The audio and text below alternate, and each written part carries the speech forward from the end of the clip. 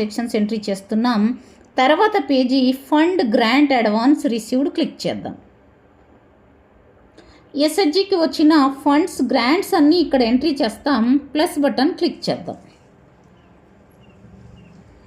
ఇన్స్టిట్యూషన్లో 3 options కనిపిస్తాయి. Vivo, CLF, SRLM.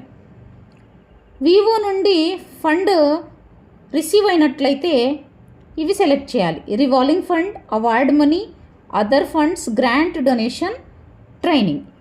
ఈ options కనిపిస్తాయి. ఇక్కడ వివో నుండి ఏమీ రాలేదు. ఒకసారి సిఎల్ఎఫ్ చూద్దాం. సిఎల్ఎఫ్కి కూడా డ్రాప్ డౌన్లో సేమ్ ఆప్షన్స్ ఉంటాయి. సిఎల్ఎఫ్ నుండి స్టార్టప్ ఫండ్ కానీ అదర్ ఫండ్స్ కానీ లభించినట్లయితే ఇక్కడ ఎంట్రీ చేయవచ్చు. ఎస్ఆర్ఎల్ఎం చూద్దాం. ఇక్కడ రివాల్వింగ్ ఫండ్ ఎస్ఆర్ఎల్ఎం నుండి వచ్చింది. డేట్ సెలెక్ట్ చేయాలి, ఏ డేట్న రివాల్వింగ్ ఫండ్ వచ్చింది.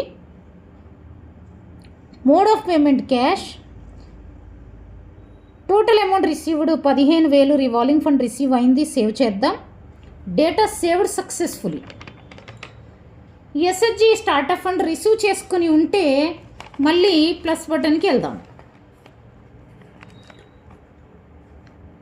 మీ ఎస్హెచ్జిలో చూడండి ఎక్కడ నుండి ఫండ్ రిసీవ్ అయింది.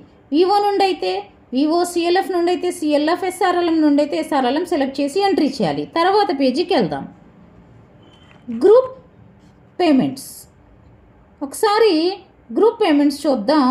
మీరు మీ గ్రూప్ నుండి ఏమేమి చెల్లింపులు చేసినారో ఇక్కడ ఎంట్రీ చేయాలి.